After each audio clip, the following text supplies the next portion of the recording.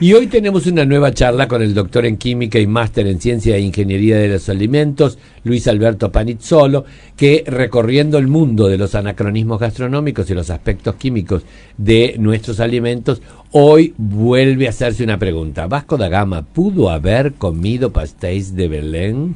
Esta vez abordado de la parte científica en la crema del relleno, porque yo hoy cuando lo leí, como no te había terminado de leerlo, me olvidé, la crema del relleno. Vos sabés que yo fui varias veces a Portugal, especia, y cada vez que llego a Lisboa, como dicen ellos, que te Lisboa, y te arrastran, voy corriendo a comer los pasteles de Belén. Pero qué bueno, ¿no? Me encantan, me encantan. Sí. Y aprendí a hacerlos. No. Ah, eso es buenísimo.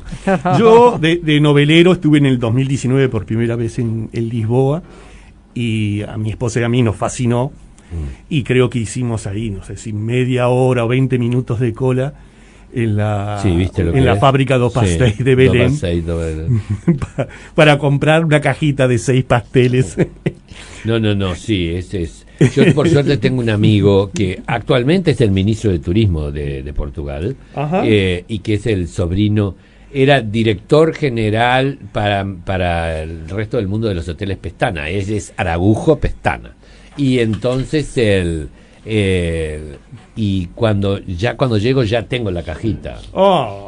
Ya me los compran antes, tengo esa suerte, pero igual fui, porque es todo un paseo. Claro, sí, claro. Es todo un paseo. Sí, bueno, los pastéis de Belén, independientemente que sean ricos, entremos en el tema. A ver, muy contame. Bien. Bueno, la cuestión es la siguiente, que volvemos con la misma escena, pero pasa que ahí al productor le sugerimos una modificación, que cambiara vainilla por canela, y ahí solucionaba todo, porque seguramente Vasco da Gama volvió con canela desde su viaje a las Indias, eso era seguro. Pero claro, ahora nos podemos plantear otra cuestión gastronómica, que es los pastéis de Belén, o en realidad, o sea, esos pastéis de nata, cuándo empezaron a fabricarse, es decir, de cuándo data esa receta. Entonces, haciendo un poco de historia gastronómica, por el 1820 hay una revolución liberal en Portugal, y eso hace que clausuren después a todos los monasterios y conventos, incluido entonces los monjes y las monjas se vieron en un problema, pero también los trabajadores de esos lugares. Y el pastelero del monasterio Dos Jerónimos, del mosteiro Dos Jerónimos, al parecer vendió la receta de unos pastéis que preparaba. Y se los vendió a un empresario que volvía de Brasil, y ahí empezaron a fabricarlo. Y empezó a tener mucho éxito. Y ahí los comenzaron a llamar pastéis de Belén, porque estaban en una localidad que ahí es Belén. Ahora es una de los barrios de Lisboa, pero en ese momento estaba aislado. Sí. Y bueno, y ese sería el origen de los pastéis de Belén.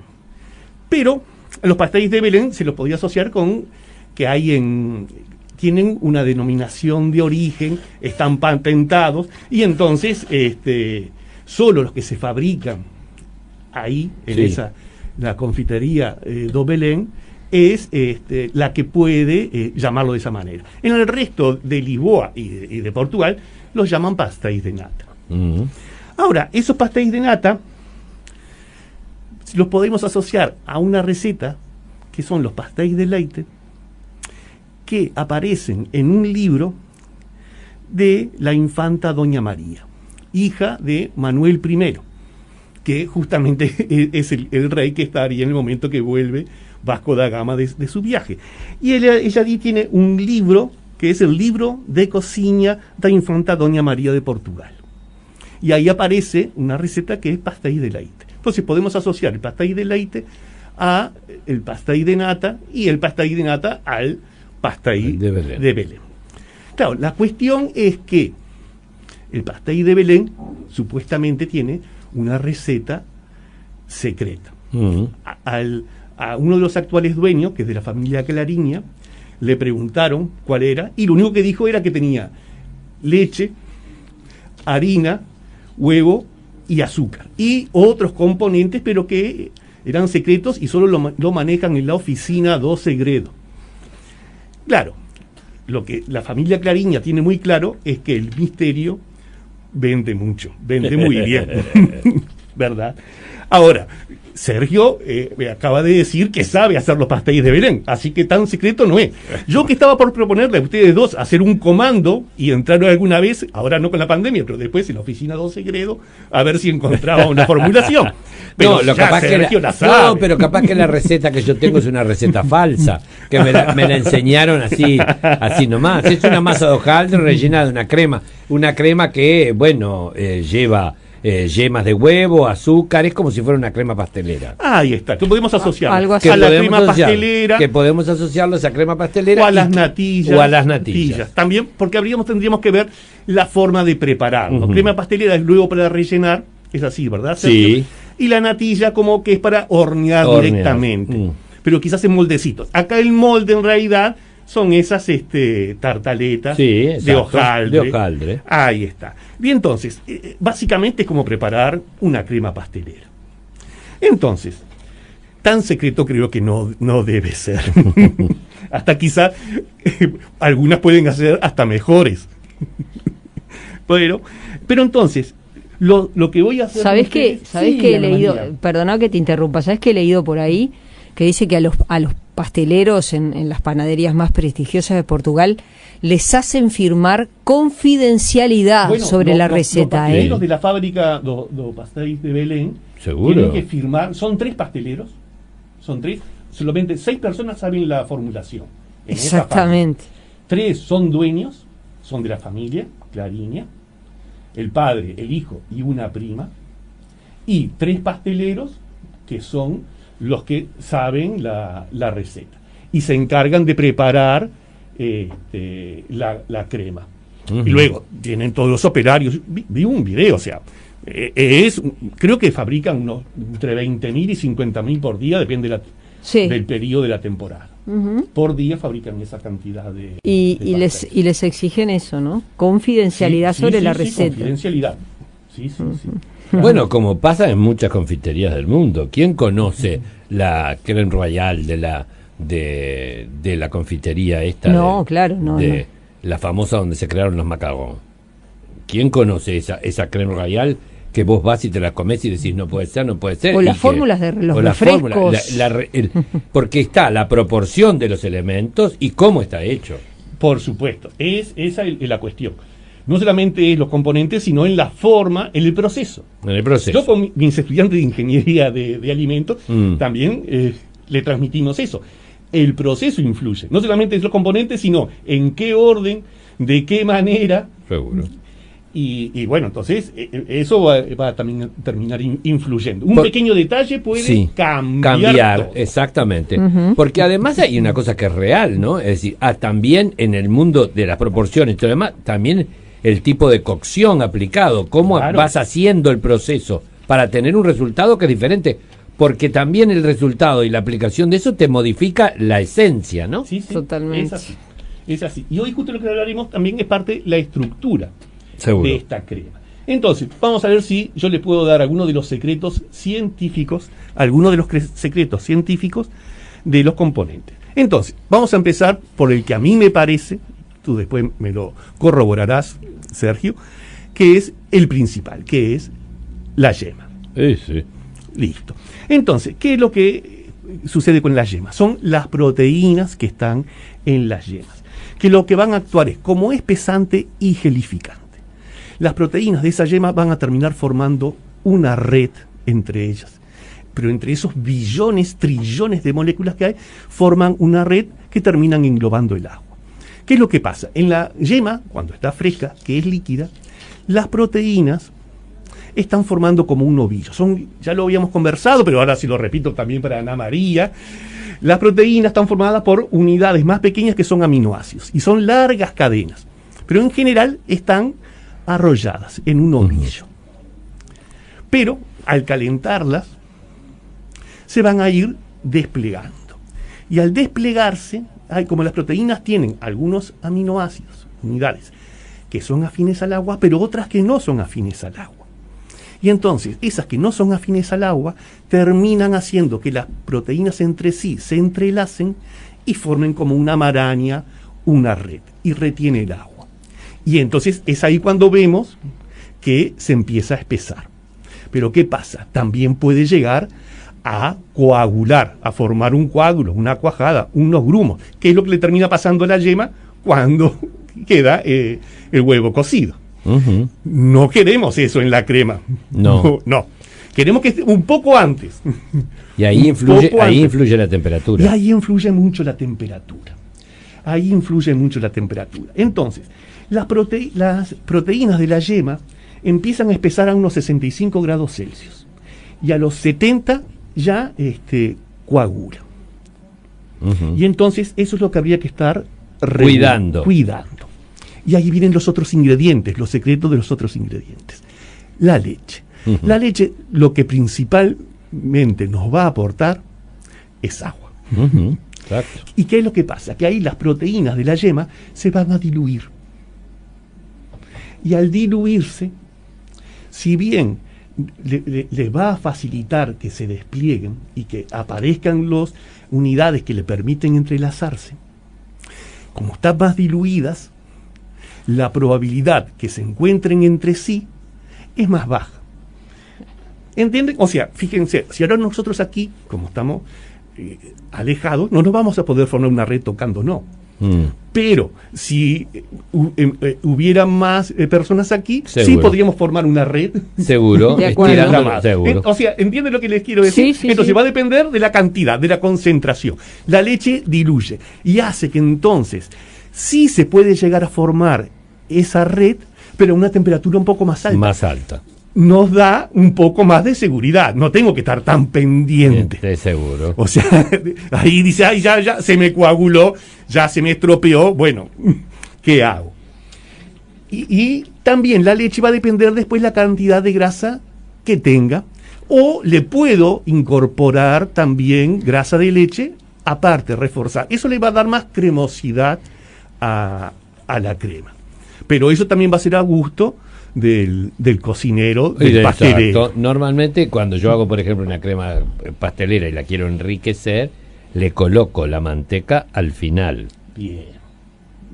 No cocino con la manteca, sino que cuando termina la crema, que tiene el tenor de espesor que yo le quiero dar, la enriquezco a nivel de la manteca. Uh-huh. Listo, muy bien. Porque también le va a dar esa palatabilidad que dan las grasas y el sabor, porque muchos de los sabores y los aromas son afines a las grasas. Exacto. Por más que nos pese las grasas, ¿qué se va a hacer? Uh-huh. Serán una maldición, pero muy deliciosa, por lo menos para mí. Fíjate que leía que los dueños del lugar han dicho que han tenido ofertas para exportar el producto, pero que es absolutamente imposible. Y no lo descartan para el futuro, pero es un poco por la conservación. Si vos lo exportás y lo congelás es otra cosa. Es otra historia. Pero a su vez, es decir, como el producto, en el caso especial de este producto que él eligió, es un producto, primero, ya declarado de denominación de origen, segundo, es un producto de identidad gastronómica turística, es decir, tampoco le sirve que se venda en París, en Londres. No le sirve. Porque la gente va especialmente a verlos ahí. Claro. Por otro lado, Jean-Paul Revel dice una cosa fantástica, y es que los productos, las cocinas no viajan si no viajan los productos. Y la harina, la leche, los huevos, todo, que la gente se piensa que saben iguales en todos los lugares del mundo, son todos diferentes. Claro. Por la alimentación y la crianza. Sí. Bueno, pero ahora veremos el azúcar. ¿Por qué le ponemos azúcar? Eso, otra. La primera razón del artillero por la que se le pone azúcar es para que dé sabor dulce. Exacto. Eso es obvio. No hace falta que venga yo a iluminarlos. Pero además el azúcar, la sacarosa, tiene otra función muy importante, que es restringir la cantidad de agua que va a tener disponible la proteína. Para que la proteína se despliegue, va a tener que estar rodeada de moléculas de agua. Y al desplegarse, más moléculas de agua estarán rodeándola. Y entonces la sacarosa lo que hace es competir por el agua y hacer que empiece a formar la red a una temperatura más alta. También eso previene la formación del coágulo y eso es una función muy importante de la sacarosa. Es tecnofuncional, además de sensorial. Pero los ingredientes pueden tener más de un papel. No hay problema. Lo tienen. Esa es la realidad. Sí. ¿No? Ahora, entonces eso hace interesante la función que cumple la sacarosa. Y entonces, entre diluir las yemas y agregar la sacarosa, hasta a veces se pueden llegar a estar aumentando entre 10 y 10 grados Celsius la temperatura a la cual sería crítica. Y eso da un margen de seguridad en la elaboración. Y otro de los componentes que es el almidón, que puede estar como almidón de maíz, por ejemplo, como fécula, Sí. o como harina. O como harina, pero ahí el punto de cocción es diferente. Claro, ahí cambia, porque lo que va a pasar es que los gránulos de almidón se van a hinchar y ocupan mucho espacio. Y lo que van a hacer es interponerse entre unas proteínas y otras. Es como si acá trajéramos otros que impidieran que nosotros nos llegáramos a tocar con las manos. Nos alejan. Y también eso es que el almidón se va a tener que hinchar y hacer una temperatura. Perfecto. Entonces también ese es el rol que cumple. Pero los almidones no se hinchan todos a las mismas temperaturas. Los de maíz se hinchan unos entre 5 y 8 grados más que los de la harina. Entonces, es mejor hacerlo con harina porque se hinchan antes. Entonces, al hincharse antes, me brinda más seguridad de que no lleguen a formarse los coágulos. Pero, por otro lado, el ponerle almidón, ¿qué es lo que pasa? Hace que esa crema sea menos delicada, sea un poco más tosca, ¿no? Por lo menos esa, ¿no? No sé si Sergio coincide conmigo Sí. en esa apreciación. Y cuando le pongo harina, como tiene el gluten, también la hace un poco más tosca. No quiero decir que eso esté mal, sino creo es que le da otra textura. Claro, eso Otra lo textura. cambia. Pero eso de vuelta es a elección del pastelero y también del comensal. Y también del comensal. Entonces también venimos a algo, ahora que sabemos el rol de todos, es una cuestión interesante. Lo siguiente que yo planteo. ¿Se podrá, si quiero edulcorar, sustituir la sacarosa por un edulcorante artificial? La cuestión es, para edulcorar, sí, pero acá lo que vimos es que la sacarosa tiene otro rol, que el edulcorante artificial no lo va a poder cumplir porque lo estoy poniendo en una cantidad muy pequeña, no va a poder competir por el agua y podría enmendarlo, pero tendría que agregarle más almidón. Ahí está. Hoy con Sergio nos estamos entendiendo así. Perfecto. Vamos a poner nosotros una pastelería. Totalmente. Y entonces ese es lo interesante de que si uno conoce el rol, hasta lo puede buscar. Podría ser un sustituto, podría sustituirlo, pero los resultados no van a ser los mismos. No, eso es indudable. Es tan fascinante. Tenemos todavía una tanda, ¿no? Ay, yo ya perdí es tan fascinante lo que hablas, está fascinante la propuesta, porque yo siempre dije que la cocina es el primer laboratorio del mundo y que a veces nosotros cuando llega un producto y lo comemos, no nos damos cuenta todo el proceso químico, todo el proceso de elaboración, cómo se comportaron cada uno de los ingredientes para lograr ese gusto que lo identifican. Es maravilloso. Me encanta tener este ciclo. Bueno, me encanta. Me alegro yo también que te encante. Así que nos vemos dentro de 15 días. Sí, una cortita de dedicatoria, esta vez para Ignacio Reborati, que es cocinero profesional e ingeniero alimentario, a quien aprecio mucho y dialogando con él me ayudó en la elaboración de esta columna. Ay, muy bien. Bueno, entonces un abrazo a Reborati. Gracias por haber venido.